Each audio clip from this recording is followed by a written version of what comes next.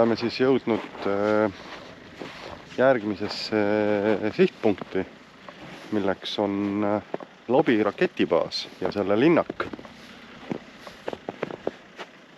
Vaatame ringi, mis värk siin on.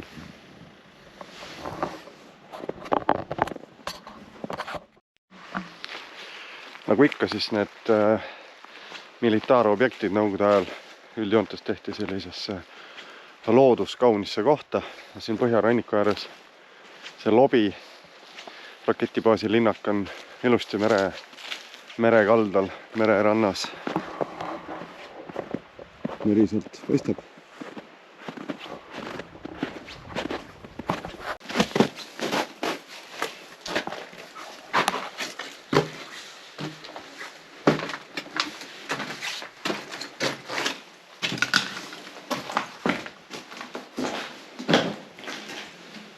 See tõenäoliselt mingi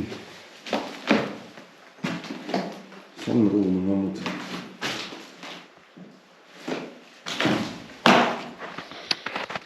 Ega ausalt siin tegelikult raketibaasi linnakus väga palju enam alles ei ole.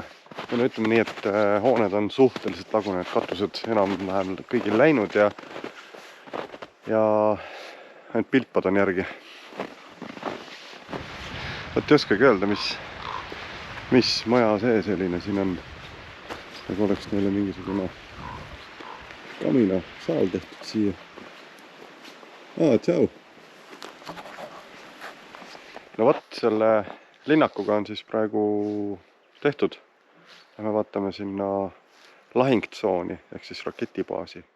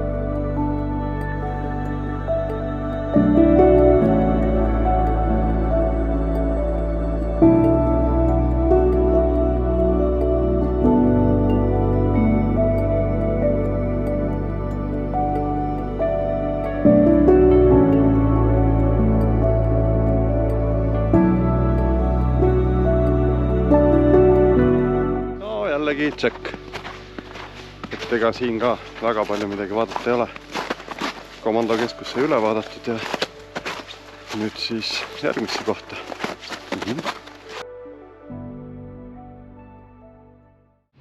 Nii, järgmine asukoht. Rutt ja piirivalve tehnilise vaatluse post. Selline koht siis, kus piirivalve passis, valvas piiri.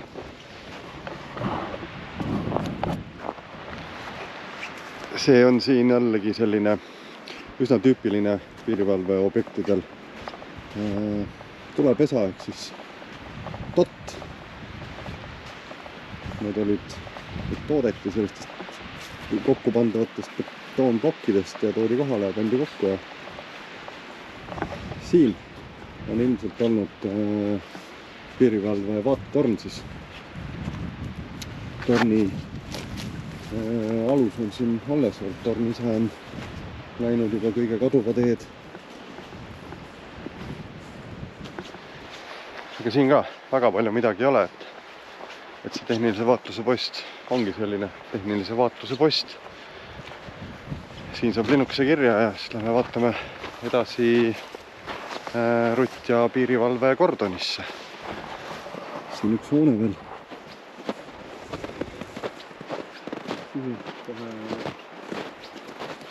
Rehviga seest.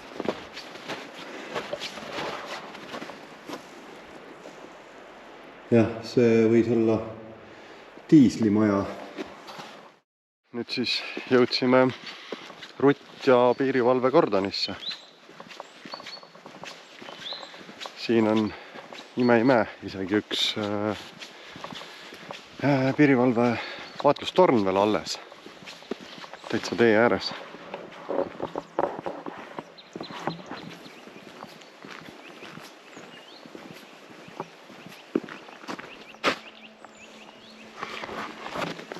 Ja selle kordoniga on siin on üks ikka huvitav asi. Kunagi, kui Nõukogude ja siis juba lõpuks Vene piirivalve siit ära läks 92. aastal, siis üks piirivalve koertest, Tembel, hüppas autokastist maha 92. aastal, kes oli siin 78. aastast olnud, piiri valvanud ja jäi siia. Hakkas põhimõtteliselt patrullis kuni oma elu lõpuni seda piiririba, mis tal oli selgeks õpetatud. Ja see koer oli nii kuulus, et temast on isegi kirjutatud, temast on isegi film tehtud. Ja selle koerale on siin pandud mälestusmärk või hauakivi. Ma näitan seda teile. Vot siin ongi see legendaarne koer Jooma. Mõned räägivad, et nimi oli Tembel. Siin on kirjast Jooma, ehk siis päris vanaks elas ta, 1978–2000. Kindlasti siin on pilt ka näha, koera pilt. Äge koer oli. Siin on silt veel. Dõmbumbus, ma ei tea, mis see iganes tähendab.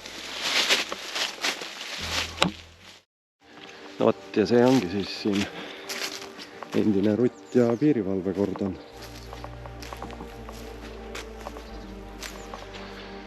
Selline ilus vaemüür siia keldri juurde laotud. No ütleme, et veits väsinud on see juba siin.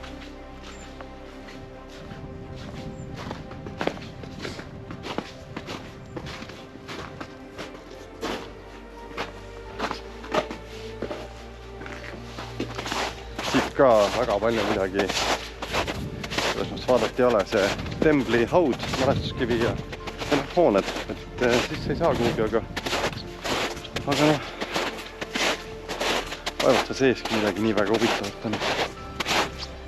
Et keda huvitab, siis selle koera kohta lugeda, siis guugeldades leiab nii mõndagi tema kohta.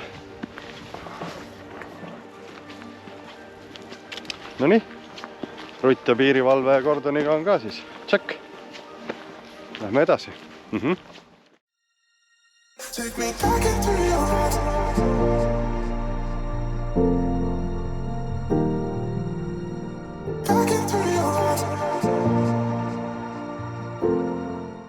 Vot leidsime siit mere ääres üks huvitava kivi. Pole varem näinudki seda. Siin mõrvati 1941. aasta juulis August Lukas, Evald Peitak, Karl Penek, Leonhard Penek. No vot. Selline väike planeerimata peatus siin vahepeal jäi lihtsalt meile tee äärde Aseri, ma ei tea, Aseri Aru piirivalve tehnilise vaatluse post. Siin kohe kõrval on siis tegelikult meie järgmine sihtmärk ka. Piirivalve õppekeskus oli siin ja siis varukomandopunkt.